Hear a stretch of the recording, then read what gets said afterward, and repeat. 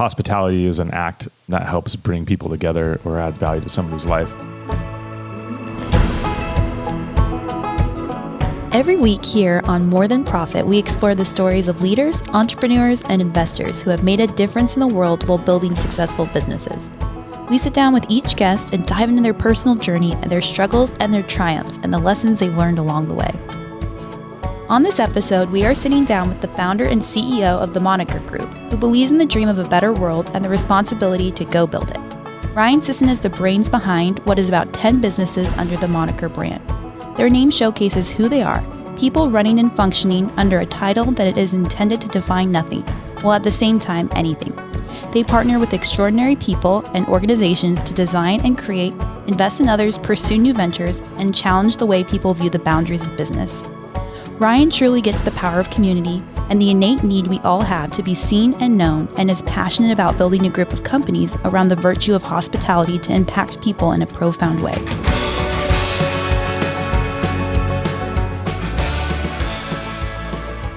So March 16th, that was the date we basically sent everybody home for COVID. March 16th, I remember it. It was the weirdest time. We were in the office. We didn't know how long this was going to last. I vividly remember where I was and coming up with all these new different protocols and trying to figure out, we had a co-working space as well. What did this mean for us? And how do we do work from home? So, March 16th, that was crazy. Where were you? So I don't remember it as vividly as you, but I just remember as everything started unfolding and me thinking there's no way the world's going to shut down. And then things started shutting down. And I remember the first time I went to a grocery store where there wasn't food. And when I say that, there was no food. And the only food that was left, and this is a testimony to food a lot of people don't eat, any of the plant-based meats were still stacked in the shelves and everything else was empty. Toilet paper, any of the essentials. But I just remember having that moment of panic, and my kids mocked me because then I stocked up on things too and followed all that stuff. So our guest today, we have Ryan Sisson joining us from Moniker in San Diego, and we're actually doing this one live, which we always love the live stuff. But as you're going to find out with Moniker, because of their businesses, pretty much all of your business is shut down during COVID. Yeah, we make money when people are in rooms together, and we're in California. And so it was highly illegal to do all the things that we do overnight. Yeah, overnight. And lockdown, you couldn't even be on the beach at some points by yourself. You were not allowed to be on the beach, yeah. Yeah. Or go surfing. Well, yeah, you could pass through the beach to go surfing, I think, at one point, but you couldn't go to a park and you couldn't be inside. So what did that feel like? Literally, your whole business is people in rooms. Everything in built. different ways. Yeah. Yeah. Oh, man.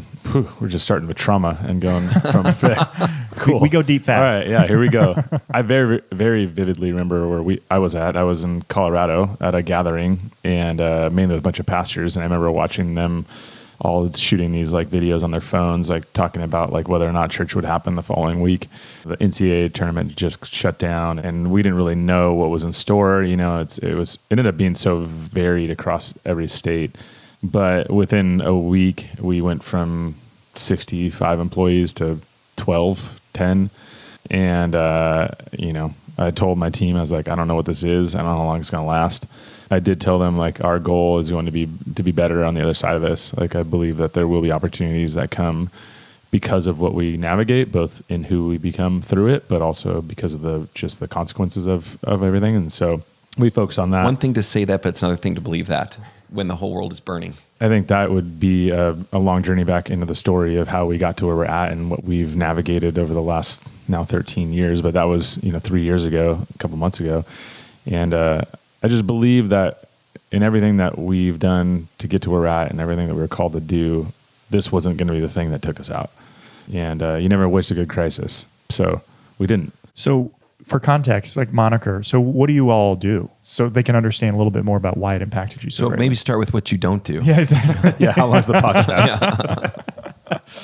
Oh, man. Yeah, Moniker Group, parent company I founded 13 years ago. And we are a collection of about 10 different companies now, all driven by the virtues of hospitality and really what it would look like to not bring to life just a traditional hospitality-based business like a hotel or a restaurant, but to bring to life a business that uses this common thread of hospitality to impact all the services that it provides. So we do have some, more traditional hospitality side stuff like coffee, and we have a cocktail bar, and we have multiple event venues, but we also have a co-working space, and then we have interior design and construction, retail. We now have an ice cream shop.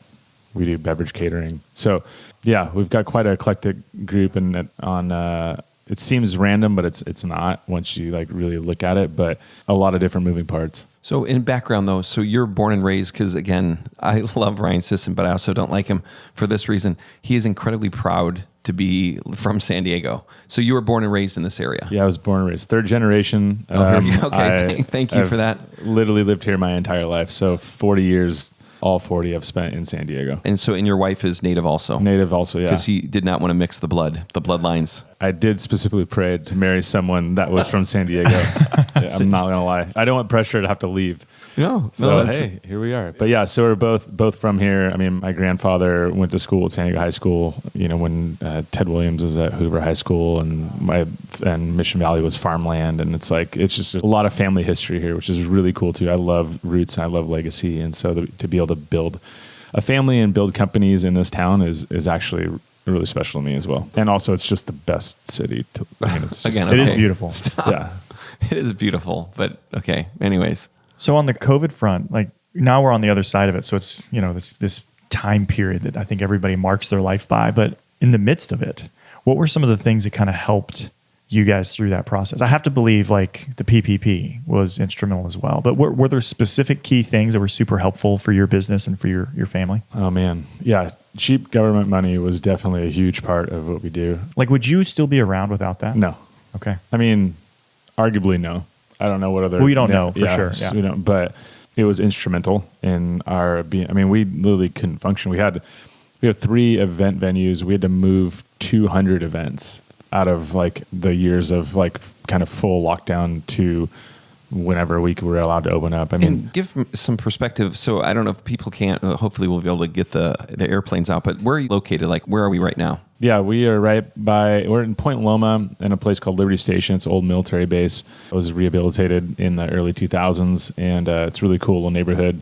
Obviously, right by the airport. So under the airport, in a sense. We literally are right on the airport. I think we're the second closest building to the end of the runway currently, which sounds like a really heavy industrial, like something you wouldn't think of where we're at is where we are. But right by downtown San Diego, kind of the core of San Diego, which is really important to me. And super expensive, though. So this is incredibly expensive real estate. Yeah, it is very much not cheap real estate. We now have 7 locations, but at the time we had 6 locations, so 6 different buildings worth of rent, on top of all the other costs that we have. And were landlords at that time at all kind? Or, I mean, they had to pay theirs just like you had to pay yours? Or we approached all our landlords very quickly. We knew the writing was on the wall, like this isn't going to work. And we have a fair amount of background in real estate. I have a background in real estate development. And just getting ahead of that was a huge part of what we did. It was, hey, both of our best interests is for us to be around when the dust settles.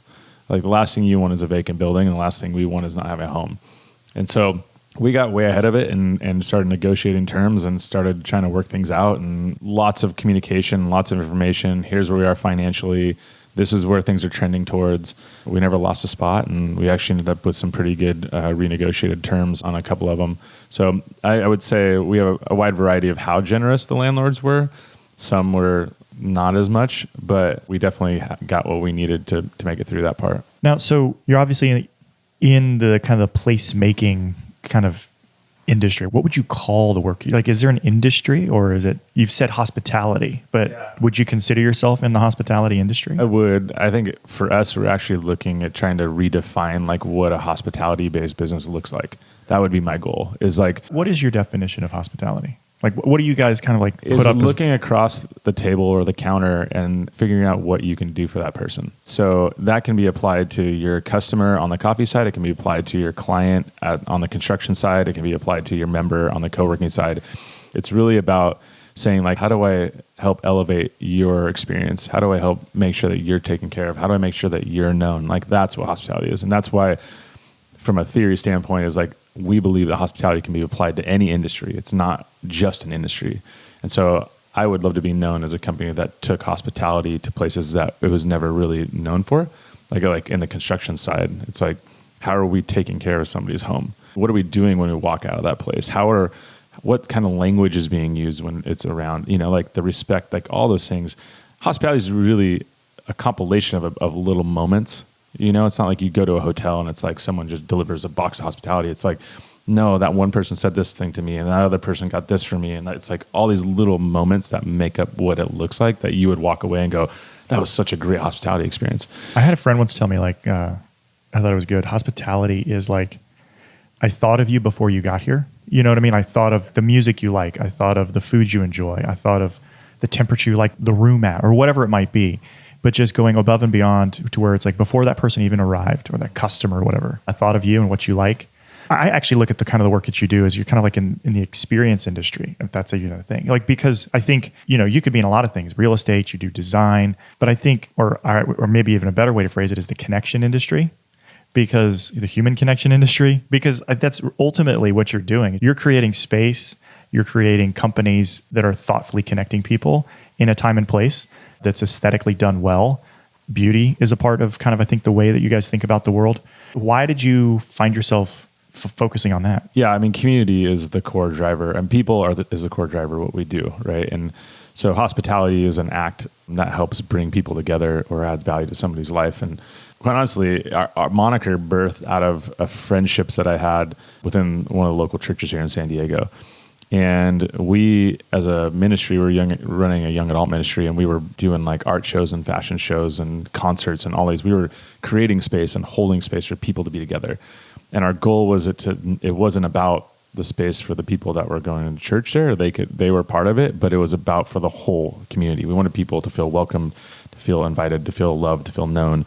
And so we basically took that same like kind of heart and just brought it to life in something that could be sustainable long term, versus it just being only this like expression of a local church. And so Moniker came to life as we started taking our knowledge and experience and applying it to other people's conferences and events and things of that nature.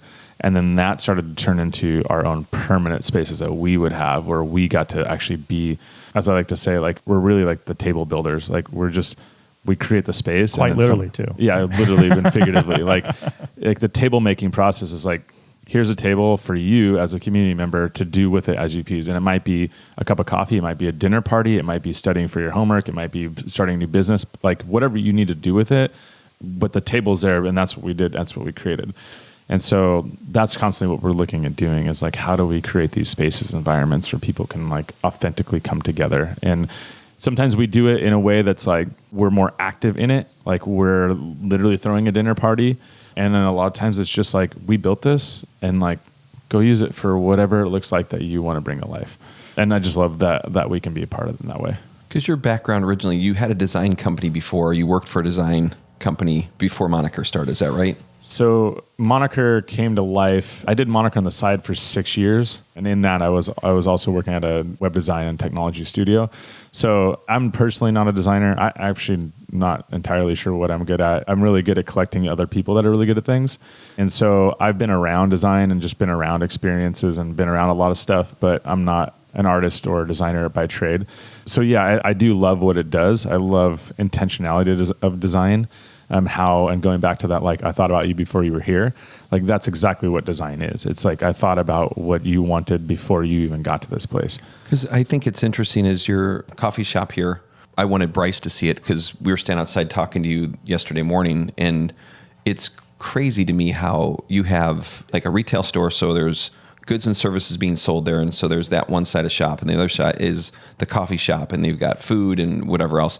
But they're always really busy with people and activity, and like I don't know, there's something peaceful to it. And then in the evenings you have you change coffee into cocktails, and then the store's still open, and so it's just a amazing way that you balance it all. Yeah, I think setting out to create the space that people would want to be in, that's really was always our intention. And I love the multi-concept piece. I love the creativity behind it, and I think it adds a layer of appeal for people to come and be there. But also, at the end of the day, people feel comfortable there and they feel welcome there, and so they continue to come back and they continue to pack the place out. And it's like we put as many seats as we can in that place because we wanted to make sure that everyone had a seat, and so it's been pretty special. It wasn't always like that. Don't get me wrong. It definitely had its traditional business, like get this thing off the ground, lose a bunch of money, like question your purpose multiple times. But then it hit an inflection point. And then really what happened, going back full circle to the COVID conversation, is we didn't break the rules. We just sat at the edge of what the rules were. And we were very quick to be open. Like the day that you could have people inside, you were there. Like the day you could sit inside, the staff that we had, like everything was about getting people back to a place of community and connection as fast as possible. We didn't have plexiglass up. We didn't have like 6-foot things. Like we didn't have so much stuff that just was all about telling you like, don't be together, don't be together. We pushed it, and we did get one cease and desist letter from the county, which is kind of a badge of honor. But that was a huge thing for us, is like, we weren't going to close down. Like we actually, at one point, had 2 employees left over there. And I said, if you can sell enough coffee to pay for your day, we'll stay open. And it was like, I believe in the power of connection. I believe that we were created for community. And so we were going to give our neighborhood as much access to community as we possibly could without being shut down, which would then give us no access, like give no one access to it. And so that's how we did it. And we always pushed kind of the edge of that. And I think we've been rewarded by people feeling like this is their place. In October of 2015, Jonathan Kumar stood on a street corner in downtown Seattle. He watched a man beg for 20 minutes as not a single car opened a window for him. The man, Edward, stood there painfully seeking diabetes medication for his feet after recently ending up on the street. As person after person passed the man by, Jonathan eventually approached him and had a conversation with him. It was then that Jonathan realized this man was experiencing not just financial poverty, but a profound sense of relational poverty. Many urban city goers continually confront homelessness, but are caught without time, cash, or understanding on whether cash will even help them at all. These and other barriers lead to the easiest response: do nothing. And so individuals without a home are told hundreds of times an hour that they don't exist. So Jonathan built Samaritan, a support platform that empowers people without a home to move forward. Individuals gain the financial, social support needed to rebuild hope and reach housing goals. Become a Samaritan today. Be a part of encouraging your unhoused neighbors and funding strategic needs to help them reach life-changing outcomes. To learn more and to become a Samaritan, visit samaritan.city, and also check out episode 46 of this podcast to hear my interview with Jonathan about his journey and the amazing work they're doing at Samaritan. Now back to the episode.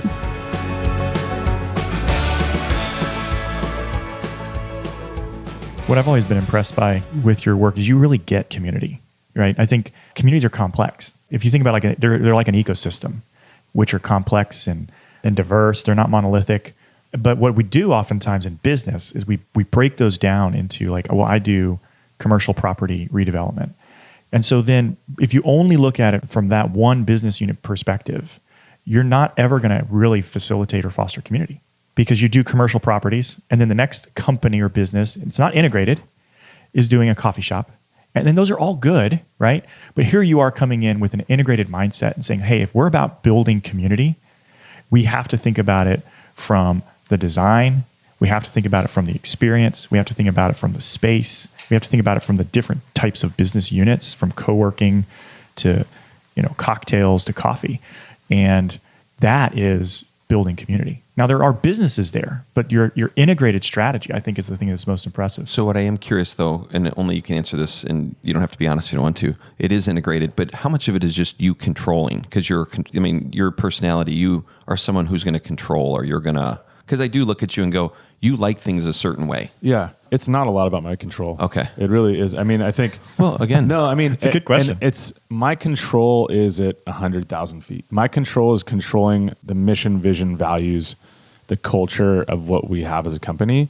After that, it's often represented by the people that are part of it. And I think that's why the successful community piece is there, because this isn't just a manifestation of Ryan Sisson. It's a manifestation of a lot of different people that all have a more authentic reflection of what a community looks like. So, and I guess I need to rephrase that, because by no means did I mean disrespect. I mean, maybe it sounded like it, but really where I look at it and I go, you have in mind what you want done, and you've surrounded yourself by good people, all that stuff. But I still look at it and go, you make the table that we're sitting at. You know, I mean, like you go to any of your spaces and they're curated in a certain way. And I just go, I love the fact that you build furniture. You have a design crew. You have everything is tailored around what Moniker is. So I just meant more just going, well, I would call that vertical integration, you know, where it's like, why not? There's a business there. Why not? If we know the type of furniture that we think is going to fit this space best, why not make it ourselves? Yeah, I think yes. On the business strategy side, I love the vertical integration piece, and we can kind of walk down why that is. But I think going back to like that control thing is it's really about protecting the direction that we're headed. Like that's the biggest piece. And it's not, I can get caught up in the details, but I've had to learn to let go of that because I can spend so much sideways energy fighting over certain things that I don't need to be. That doesn't allow us to continue to be pushing forward, you know? And I think the idea, it's like having a family, right? It's like if you only focus as a dad on bringing money home for the family and you did nothing else, like it would reflect that piece. But if you focus on all the different roles that you have, you start to build up what a healthy family looks like. And so I think that's kind of the approach that we've taken is like there's multiple pieces to a community. And so we're going to try to address all the different pieces of it versus only being very singular on that. So the analogy I use for Moniker is most businesses are like a palm tree. It's like I'm going to do one thing. I'm going to go as high and fast as I can. We're like an oak tree. So our branches have branches. And so the idea of like having a lower canopy versus having like a tall integrated thing. And so that's really the way that we've always wanted to do it. And, you know, that's driven by a whole bunch of things, my huge FOMO I have. So I just want to like be a part of everything, but also mainly just by having so many different industries that we're part of, there's a whole business strategy side, but then also it opens you up to having so many more different types of people to be a part of it. And I just love people, and I love being around those that are call Moniker home. Some of my closest friends and my little family are part of it. And the more you open up to, the more people that can come along with you. And that's really been a driver. We're a total reflection of the people that are in it. So would you be able to point to either a person or a thing or a moment that really defined you as, like, is there something that, like, you know, is there, because I look at you and go, you're really complicated in the sense that you have 10 companies that you run. And I mean, it's really, you know, with hospitality being the focus, I'm just curious if there's something where you go, you know, oh, my grandfather was, or, I mean, is there something that and you don't have to have anything. I mean. No, I mean, it's funny because I was originally a mechanical engineering major in school and I got out. You sounded shocked on that one. Well, I mean, based off of because I like numbers, but it wasn't for me because it was so specific. So I went to business and I was like, business sounds good. It's got people, you do cool stuff, and it's very broad. Like I wouldn't be limited. And Moniker came to life as like a total just like outflow of relationships in the early days. It wasn't strategic. It wasn't like, oh, there's this market segment that I just want to go. No, it was like my friends are really good artists and we design cool stuff and do cool events. So we're going to do that for the people. Like it was that was it. And so it has grown out of that based off the relationships that I've gathered along the way, mixed with like, oh, now that we do this, that market segment over there might be actually really good for us to go chase after. And that's how it's become like the version of it is now. But the funny thing is one of my early like permission, if you will, was Richard Branson and how he built Virgin Group. And I just love that he used a singular brand applied to multiple different facets. Like I couldn't be a more different personality than him. I have no interest in being that well known or do crazy stuff. That's totally him. But I just love that he was so convicted, had so much conviction in his brand and what it stood for that he thought that it could be a part of all these different things. And I just said that if he could do it, then we could do something like that. And then growing up though, like, I mean, so many people are parts of lots of different types of community. Some are good, some are bad. How did you come to understand the value of place, the value of connection, the importance of community? Was that modeled for you? Did you see that? Did you experience something or didn't experience it? And like, I'm missing something and I'm going to go create that. Like, where did that come from? Multiple pieces. I mean, I think my family definitely modeled like what community would look like. And we did a lot of stuff together, whether it be going to church or whether it's like extended family things or camp trips or like that's kind of like your baseline or the foundational piece. And then there was a season where, you know, we were in a small church down here in the corner of San Diego, and there's a lot of things we didn't have. Like we didn't have like the cool youth group, and we didn't have all this cool stuff. And I always wanted to be a part of stuff. And there was a point where it's like, I might have to be the one that creates it if I want to be a part of it. Like, I love being invited into things, but there was just that season of like, this doesn't exist, and no one's standing around waiting for you to go over there and join their thing. Like, you got to do it. And so that was really like the part where it's like, if we want really cool events and we want really great community, and we want a healthy place for people to come to, and we want all these things, then we just got to do ourselves. And so that was really like the impetus behind that. And there was the fortunate thing for me is I was able to do a lot of that outward expression through the local church and through the young adult ministry that we were a part of. It was a palette for us to paint. And so we were able to create within that ecosystem, which has allowed us to be able to step outside of that and then start doing the things that we did early years of Moniker. But yeah, I think it was that longing to be in the places and environments, connections that didn't exist, and then just looking around going like, I guess we're going to have to go do this ourselves. And what do you think about, where does beauty fit in? You know, like we talk about design and everything. How would you articulate the importance of beauty and the appreciation of quality and high design? Because I think, you know, thinking about buildings, for example, like in the 1950s, urban revitalization, it was really just designed for utility, and it's ugly stuff, right? And you look at churches of today, you know, you talked about your church, that we design things out of function. And you look at the cathedrals of old and you walk in and literally your eyes are forced upwards because it's just so beautiful, the expanse of it. And that's actually part of the design. So how much should clearly, you know, just walking around the spaces, you know, people can't listen and walk through it with us, but you guys really think about that a lot. I think what I love about design again is the intentionality. Like, it's someone is being thought of when you're doing that. We don't design those places so that we can look at them and think they're cool. We design them so that you guys can. In the same way of you're going on a date and your wife walks out and she just has put in the extra time to do her hair and makeup and the dress, all that's for you. And like, you then get to receive the reciprocal of the work that she put into it. And I think that beauty and design is a huge element of it. I think that it can help someone feel uncomfortable or comfortable in a space. It can help someone feel like they are having their personal life is elevated because they're allowed to be a part of it and they're engaged in that. Like, whether they're working in it or grabbing coffee and studying, it's like they get to feel special and they get to feel valued because someone put a ton of extra energy and extra thought into a space that was meant for them. I love taking those boring old buildings and we're literally in a gray warehouse and you step inside and it's like a whole new world. So I actually have loved the restorative and kind of like just that tension between this ugly old space and something beautiful on the inside. And there's a whole nother podcast in there somewhere.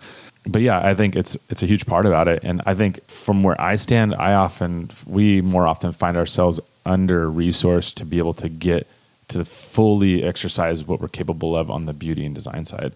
So I look for because that stuff's expensive. The details are right. That takes the time. It takes effort. It takes analysis and trying new things and stuff. And so I believe that what we have never yet shown what we're capable of. Like, our best has not even come out yet. My hope would be that it can, but I think on the other side of that, there's other contributing elements which has helped us be successful in the ways that we have. But there's so much to that piece that I would love to explore more. Well, of all the stuff you do, like, is there any space that you're like, I really would love to design that? From what we already have, or from like something we don't have? Something that you don't have. Yeah, I love hotels. I love to do hotels. I think just the completeness of interaction with somebody's life is really unique. You know, you get an entire day essentially with somebody versus just like a few minutes or an hour or like their work day.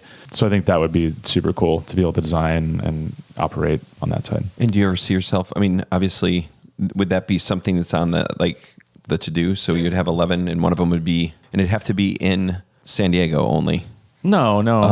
Okay. Yeah, no. I know. I'm just. No, I appreciate other people can live in other places. I mean, if they have to. But he's from San Diego. He's got to travel somewhere. He wants to stay somewhere cool. No, yes, we do have ambitions to go outside of San Diego as long as the communities would want us to be there. But I would love to be in that hotel space at some point. And yeah, just any types of environments that can have a positive interaction on people's worlds I love it. So just curious, after on this side of COVID, because the hospitality that you've been in, so is there any of the businesses that didn't recover like in the same way that you thought? I mean, now being back at your coffee shop, it seems like business as usual. I mean, it missed, so wedding venues or different things like that. Yes, event venues haven't recovered the way that we would have expected. Yeah, which is really challenging. And the biggest challenge I've faced in business, maybe even more so than COVID, is solving that problem right now. Is that a national trend? Are you seeing that across? It's at least a local. I don't have like national, but in having conversations with other people that are in the industries, whether it be venue owners or people that are part of putting it together, it definitely is a trend. And for us as a company, we are that's our financial keel. And so our keel is broken right now, and it's really hard to drive the boat. So just trying to figure out what that looks like. But I think there's delayed, corporate hasn't come back as big as it was. People aren't getting married the same way they are. They're not. Are they spending $50,000 to $100,000 a wedding if they are getting married? We moved everybody to like one season, and they all you knocked out all those customers and clients, and then it's been slow since, and that's been really challenging. So unfortunately, yeah, that's the one. Everything else we have has been thriving post COVID. Our co-working space is full, obviously, like Moniker General, as you mentioned, and so yeah, it's been very challenging. So I just wanted to say to you, as a human, I just have loved watching, because we've known each other a long time, and watching you. I mean, you've never wavered for Moniker. I mean, in the way of just what you believe it can be and all the different companies. And I know that there's been no moments, lots of those probably, but it's really been fun from the sidelines to watch you just never give up on your dreams. And you have to change your dreams because of financing or whatever, or those different things. But really, and then watching the community, because you understood community before. You have a tight knit group of people. I mean, that's kind of how we met. And then watching you, especially within the Access Ventures world and the LX world and just those things going, you've really been like incredible leader in those things. And I just think really it's how you're designed and who you are. So I just want to commend you on that. Just going, Thanks. It's just fun to watch. And I look forward to, being around. I do think like we have over, probably 17 million listeners, but just going, wow, if someone wants to do a destination wedding, San Diego would be a great spot. It's not a bad spot. Yeah. And there's a lot to do here. And I'm just telling you this because he's not farmed out this way, but he is the man in San Diego. You want anything done in San Diego, like connection wise, he is the man, but he's not available like that. So, but just so you know that. So anyways, but thanks for taking the time. As always, just love being with you.